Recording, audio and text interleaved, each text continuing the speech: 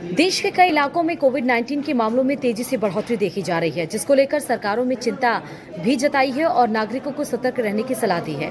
यह पहली बार होगा जब देश की राजधानी दिल्ली में लगभग 3 सालों के बाद कोविड-19 के मामले सामने आए हैं और न सिर्फ दिल्ली में बल्कि दिल्ली, एनसीआर, नोएडा में भी एक मामला सामने आया है। उसी के साथ साथ गुजरात, हरियाणा, केरल और कर्नाटक समेत कई राज्यों में कोविड-19 के नए मामले सामने आए हैं।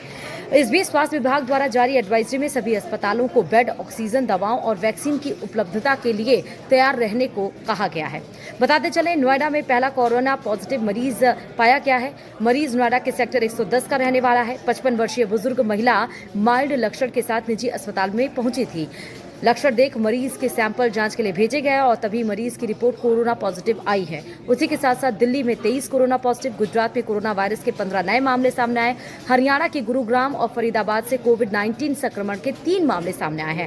वहीं कर्नाटक राज्य में कोविड-19 के 16 सक्रिय मामले हैं। बेंगलुरु में 9 महीने के एक बच्चे में कोविड-19 की पुष्टि हुई और इसी के साथ साथ महाराष्ट्र में तो 183 केसेस सामने आए हैं। अब आपको बता रहे हैं कि कौन सा वेरिएंट है जिम्मेदार इस कोरोना के लिए। दरअसल इस नई लहर के लिए ओमिक्रॉन का JN.1 वेरिएंट और इसके सब वेरिएंट्स LF.7 और NB.1.8 जिम्मेदार हैं।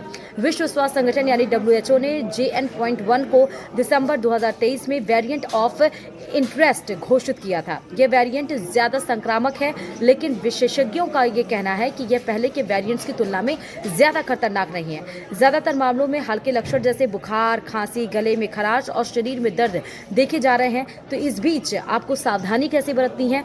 खासकर मास्क पहने, खासकर भीड़ भाड़ वाली जगहों पर मास्क जरूर लगाएं। नियमित रूप से हाथ धोएं या सैनिटाइजर का इस्तेमाल करें।